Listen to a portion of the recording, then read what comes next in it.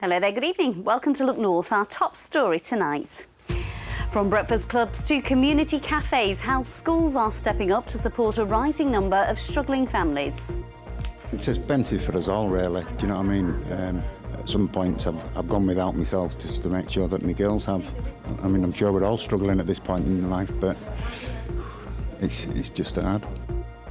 We'll speak to a former Leeds head teacher who now works full-time reducing hunger so students can learn.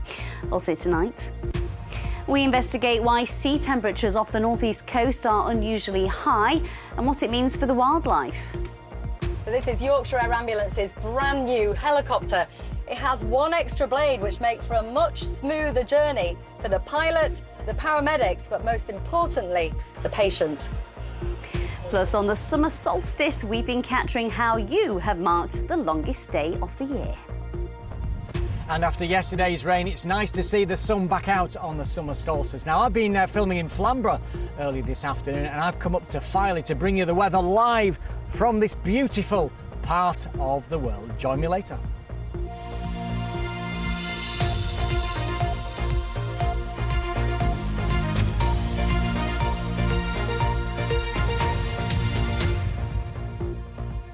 Good evening. Charities and food organisations in Yorkshire say more and more schools are asking for support to start food banks and pantries for families as inflation rates stay high. Community hubs are opening up at schools to help pupils and their families by providing fresh food, cooked meals and uniform exchanges. Our social affairs correspondent Emma Glasby has more. This is how schools are stepping in to help their families with rising costs. A fresh food delivery from a local organisation is shared out each week. Right, I'll put you 2 of these. I hope you like it. So I'm just serving up some cauliflower, chickpea and potato curry that we've made.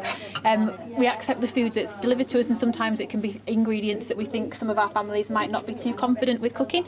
So we print out recipes and things, and we also, every few weeks, we will have some homemade food that they can take away. At Dixon's Unity Academy in Leeds, they've set up a community hub. Families come here for fresh food, for meals to take home and school uniform, as rising prices put pressure on their household budgets. It's expensive for us all, really. Do you know what I mean? At some points I've gone without myself just to make sure that my girls have. I mean, I'm sure we're all struggling at this point in life, but it's just hard. It's just hard. Charities like Fair Share and not-for-profit organisations helping schools with food are seeing more demand. It used to be for breakfast clubs, but now it's about supporting the whole family, with parents talking to staff about the struggles they face. We spend so much time with these children and we know the families so well, so it makes sense that we are the first port of call, but equally schools need much more support in this area. We need much more funding. I think the government needs to recognise that this is part of the job of schools as well, that it's not just about the academics, it's about making sure that everybody is healthy and happy and can succeed. The rising cost of living is being felt in all schools, in all areas, and teachers and staff say it's crucial they now offer this support. I think that what we've realised and we've seen is that there is that need, though. There is the need, and we have to meet the need, because if we want our students to, leave with good qualifications and thrive in school, if they've not got the basic need of food and clothing, they're going to really struggle. I think that anyone that has worked in education knows that it's always about going kind of above and beyond, and the staff have been amazing. I mean, you can if you look around the room, you can see little bits that people have brought in from their homes. We'd love to be open longer. At the minute we're open for a couple of hours on a Friday morning. We'd love to open again on a Friday after school, but we just haven't got the stock at the minute. We've been running out week on week because of the demand from the community. That demand is unlikely to ease anytime soon, as the cost of basic household items remains stubbornly high. Emma Glasby, BBC Look North in Leeds. Well, the food that you see there is supplied by a not-for-profit organisation called Rethink Food.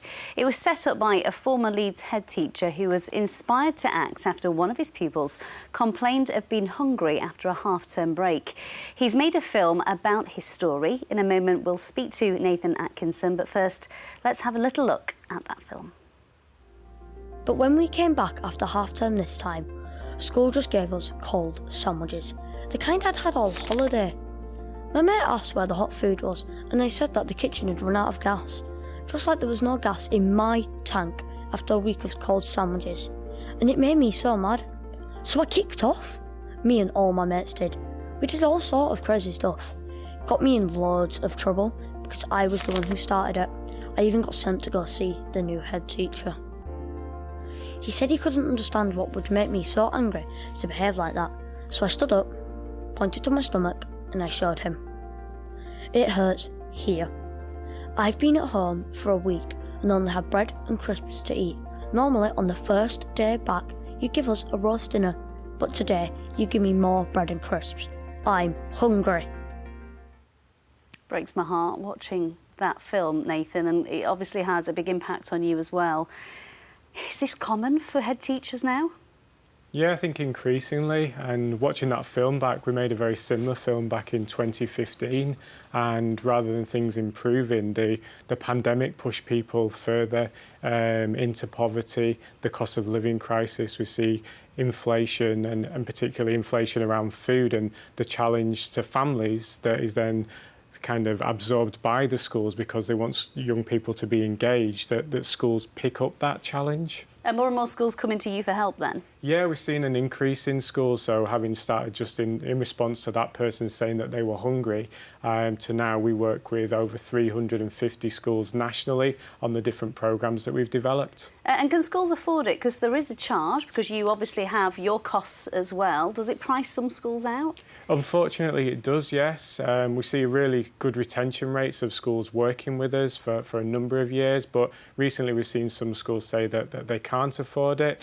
We will get support from businesses in terms of their corporate social responsibility to fund some of our programmes, to subsidise some of our programmes. So we're trying to be as responsive as we can to that, but realistically, yes, schools are struggling. Now, this is surplus food, isn't it? So it's not just about feeding families, but educating as well. Tell us a bit about the packages that you offer. Yeah, we try and work and provide that short-term support in terms of improved access and availability of food, but then we want to invest in children, young people and their families through quality education so that we can educate and empower young people to live more food secure lives so that they don't necessarily need to rely on the support in this way. So the next cost of living crisis, the next pandemic that comes along, people are more resilient. So the education programs that we've developed, some that are based around sustainability and getting people to eat to save the planet, which is a really positive way. We try and remove the stigma that's associated with this and create these authentic learning experiences for young people. The thing that really gets me with this, it's empowering young people, isn't it, to take control and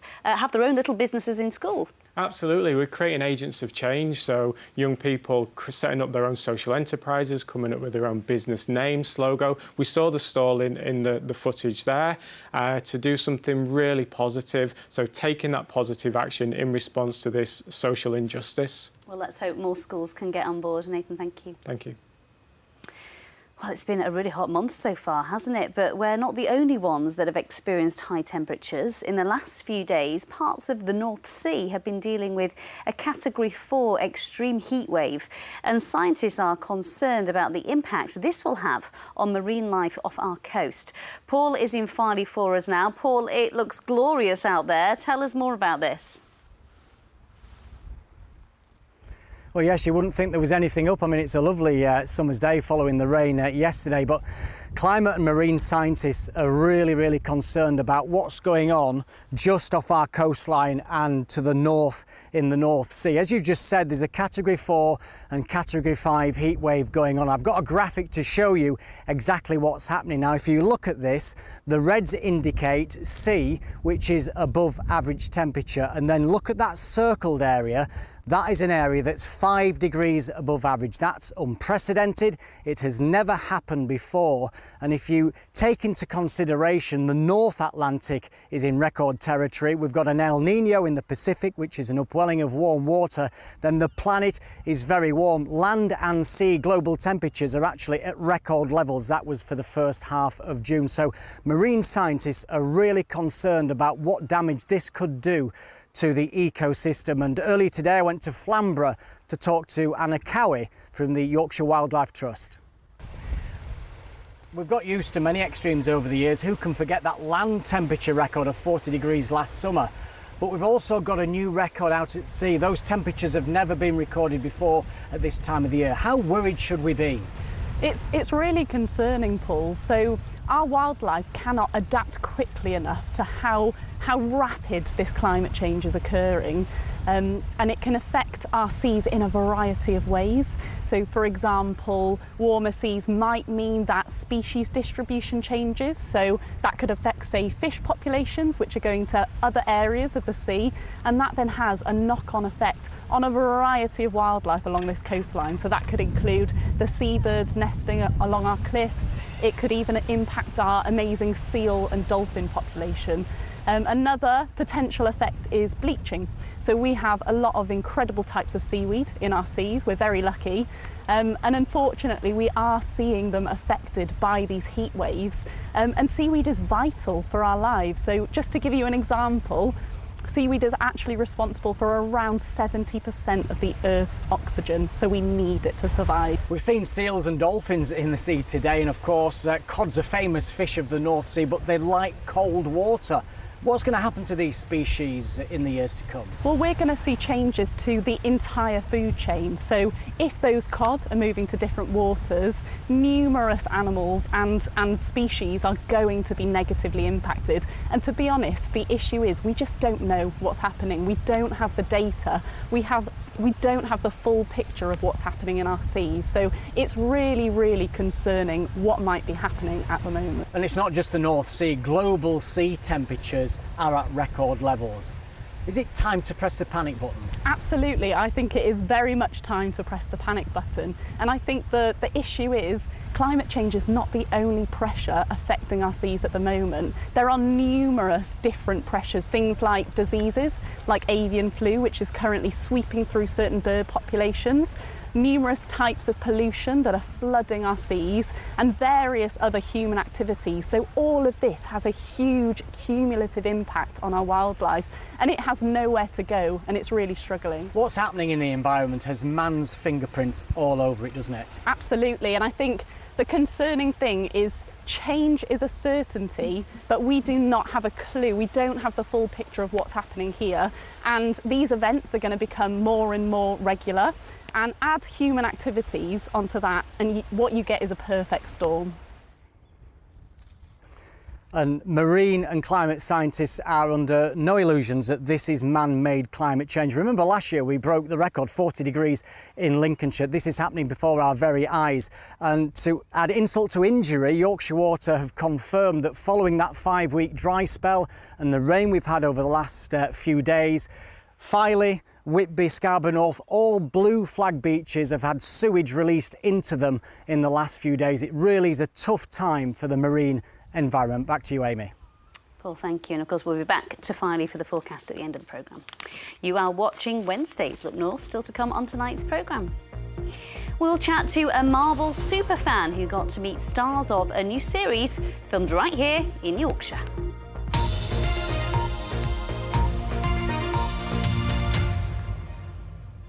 Yorkshire Air Ambulance have launched 2 new high-tech helicopters which will change the future of emergency care. One will be based in Wakefield, the other in Thirsk. Heidi Tomlinson went along to see them in action. At the launch of 2 new air ambulances for Yorkshire, an emergency call stops interviews as pilots and paramedics scramble on board to respond to an incident in Malton. A woman's been involved in a horse riding accident. The team will be with her in under 20 minutes. The new model ensuring a smooth journey. 2 new state-of-the-art aircraft is amazing. The people of Yorkshire have done us proud. So we have these amazing aircraft. Not only have they got an extra blade, so that's how you can tell it's a new one, but it's incredibly smooth. We can fly at night. We use the MVG goggles. The patients on board won't even feel us coming into land now. It is that smooth. The new helicopters cost £15 million in total, funded by public donations. On average, there are 5 call-outs a day, many life or death situations. It hurts in my back and it hurts here. Across the front or just on that right side? It's hurting in my back now. In 2017, Michelle Rains was a passenger in a tractor which overturned in Massam.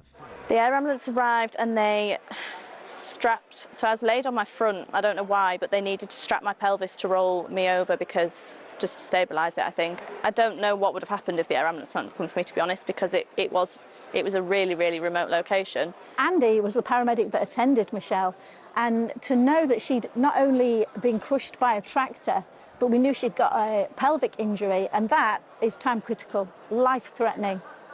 Well, the team's back now from that job in Malton. They're just refuelling, having helped another patient who's no doubt grateful for such a speedy response on what can be the most traumatic day of their lives. Initially, the injury sounded quite bad and the patient was in quite a bad way, so that's why we set off quite quick. Obviously, the flight time from here up to there is we can generally get anywhere in North Yorkshire within about 20 minutes. We can take full fuel with 5 people on board. These high-tech helicopters can carry more fuel, so crews can go from job to job without calling back to base. On-board Wi-Fi with a secure communication system means patient data can be sent to hospitals in advance. With 2 of these new helicopters, Yorkshire is going to be well served for a rapid response life-saving trauma unit. A reassuring thought for the millions living in rural locations the length and breadth of Yorkshire. Heidi Tomlinson, BBC Look North, Wakefield. Let's take a look now at some other stories coming into our newsroom. Police searching for a missing woman in Harrogate say they found a body in the river near Nid Gorge. 22-year-old Sophie Lambert from Starbeck was reported missing last Friday. Specialist police teams searched an area close to where items belonged to Sophie were found. Officers say it's too early to confirm the identity of the person found, but Sophie's family have been informed and are receiving specialist support. The MP for Wakefield has written to the Home Secretary asking for a rethink after it emerged that more asylum seekers are to be placed at a local hotel. Simon Lightwood says the Home Office is more than doubling the number at Cedar Court to just over 300. This comes after news last week that the government's to use a 3rd hotel in the area for housing asylum seekers. The MP and local council say the area is hosting more than its fair share. The Home Office says it's trying to reduce the use of hotels. It's important to say that Wakefield has got a really long history of supporting those who are seeking safe haven. We're a district of sanctuary and we're proud of that, and we've got a really great record of welcoming those that are fleeing from persecution. But hotels are not suitable accommodation for vulnerable people who have often gone through some really traumatic experiences and need really specialist support from a variety of agencies. Britain's newest accident and emergency department opened today. The £27 million facility at Chesterfield in Derbyshire is bigger than the old emergency department and replaces cramped facilities which were designed in the 1980s. Rob Sisons spent the day there. Out with the old, in with the new. Welcome to Britain's newest A&E. In Derbyshire, the Chesterfield facility boasts more space, privacy and dignity for patients. So what are the first patients' first impressions? Very good and very spacious. I think it's brilliant. Really good. I've fallen down a flight of stairs because I was chasing my cat. So far I actually like it. It's a lot less smothering in like the environment. It's a lot better for like the heat, and like I don't feel as panicky and anxious like I want to leave us soon. More than 250 staff work here who've had a big say in the design. This is a great improvement on the old place.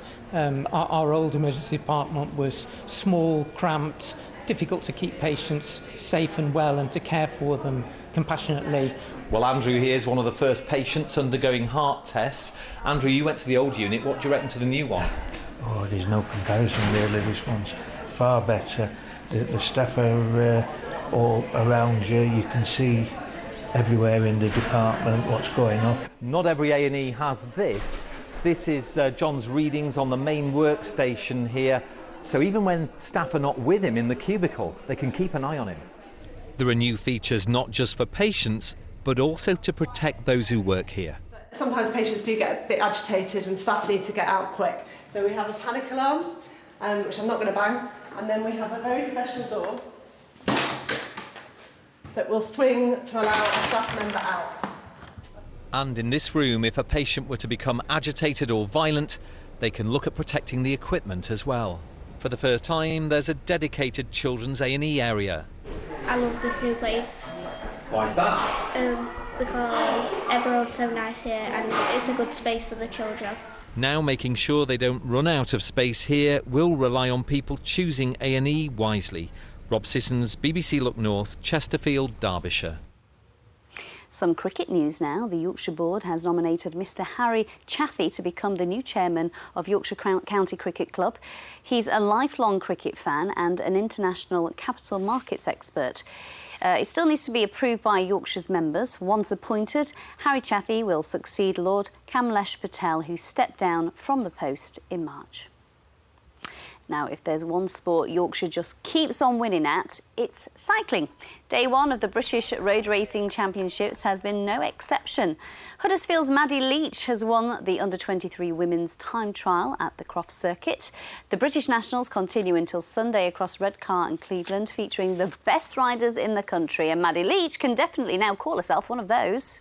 It was nice. I mean, it was a slightly smaller field than obviously like the boys and the elites, but considering we do it on the same circuit, it'll be interesting to see if I can like stay within the top 10 in the elites. I think that would be nice if I could do. Does this image excite you?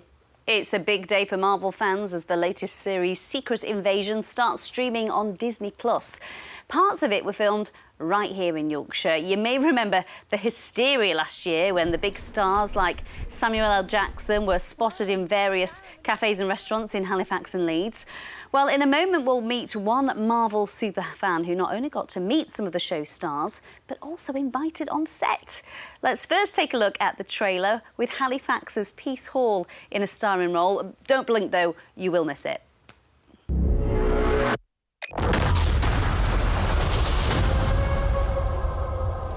Why do you think I came back?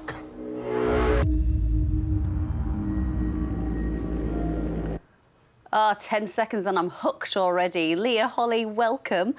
Holly, what do you make of the new series so far? I watched the first episode this morning and I already really love it. Now, this isn't surprising, Holly, because not only are you a massive Marvel fan, but you went to the Peace Hall last year to try and catch a glimpse of some of the stars when they were filming. Tell me what happened. Well, we kind of thought we'd just go down to see if we could catch any celebrities, but the longer we stayed there, the security people of Marvel would talk to us, and the drivers of the celebrities would talk to us, and they were all really, really nice, and they would kind of looking after us as well because it was really cold. So they got me like a blanket and like hot drinks and stuff. Oh my goodness, real star treatment. And if that wasn't enough, they then invited you to go inside, didn't they, Leah, to see one of the scenes being filmed? They did, yeah. What was that like? Very surreal, yeah. It was just strange, just actors everywhere, cameras, monitors. We met the director, we met the writer. It was fantastic, wasn't it? It was just really surreal. We saw like Amelia Clark was sat in front of us. We spoke to Kingsley, didn't we? He was in it. And Kobe, she spoke to you as well, didn't she, when outside? So yeah. Absolutely fantastic. Leah, Holly is a mega fan of Marvel, obviously. Absolutely. And because of her rare skin condition, Holly goes to the Forget Me Not charity hospice quite a lot in Huddersfield, and they indulge that love of movies, don't they? You've even got your own cinema screen. Absolutely. We can get to go to the cinema whenever we want. We can book in. She can go watch all the Marvel films she wants. So we can go as a family, which is lovely, or she can go on her own when she's staying there for the night. It's great. And how important is that support from the hospice? Oh, couldn't live without it. You know, we've got the doctors and the nurses there. They were on call for us 24 hours a day, always on the end of the phone. And you're on speed dial, aren't you, to the production team at Marvel. Mm-hmm. Tell me what happened when you were in hospital. I got a package sent, and inside was like a bag that only like the crew could get. Wow, you are well in there, Holly. Next time you get an invite, will you take me along? Thank you. Thanks for coming in and sharing your experience. Thank you. Nice to meet you both. Thank you. Right, we're going to head back to Filey now with Paul. Paul, you're not going to believe it. I was actually up for sunrise. Oh, there you are. Sorry, hello, Paul. I'm not used to seeing you on the screen. Were you? My husband's snoring woke me up, so it wasn't intentional. Well, but you I must saw be tired then. I'm shattered. Lots of coffee. Well, it is absolutely beautiful now, and the solstice sunset is going to be fantastic. You can't quite see it, but the setting sun is illuminating one of the best features in Yorkshire. I mean, it's a shame the tide's right in because you can't see the beach, but obviously it stretches all the way around. Down there you can see Flamborough Lighthouse. Visibilities are fantastic, and it's not been that busy today, so perfect if you like a trip to the beach. Weather-wise, it does look as though as we head towards the latter stages of June into early July, something more cool and unsettled is on its way. But in the short term, we're talking about a build in temperatures, and we'll start the sequence with the pressure chart for Saturday. It's a fairly weak ridge of high pressure, but it will drag in some warm air. Perhaps South Yorkshire will see 27 degrees before we run the risk again of a thundery breakdown later on Sunday, and next week looks changeable. So let's get on with the details for this evening then, because we have got just 1 or 2 showers dotted around, especially across South Yorkshire, but for many it's a glorious evening. Of course, it is the first sunset of the solstice, the only sunset of the solstice, may I say. So get your pictures in, we'll show them on Look North tomorrow, and then overnight it looks dry with clear periods, and we'll see lowest temperatures around about 9 or 10. That could encourage a little bit of mistiness around dawn. So for tomorrow's forecast, as I say, a bit of mist first thing. Otherwise, it's another lovely start, blue skies and sunshine, but very little wind. It looks like we will see some sharp showers and local thunderstorms breaking out through the afternoon. Very hit and miss, but if you catch one, because they're slow moving, could lead to a bit of localised flooding, but it's going to feel warm, 24 Celsius. Quickly, the further outlook. Friday, a bright start, a bit of patchy rain later. It's a very warm weekend, a risk of thunderstorms later in the weekend. Amy, that's the forecast. Thank you. I'm not sure I can stay awake for that sunset. As Paul mentioned there, it is the longest day of the year, and many of you were up early to celebrate the summer solstice. 16 hours and 38 minutes of daylight are promised today, and from Scarborough to Ilkley, Helmsley to Huddersfield, you early risers have not disappointed. That's it from us. Good night.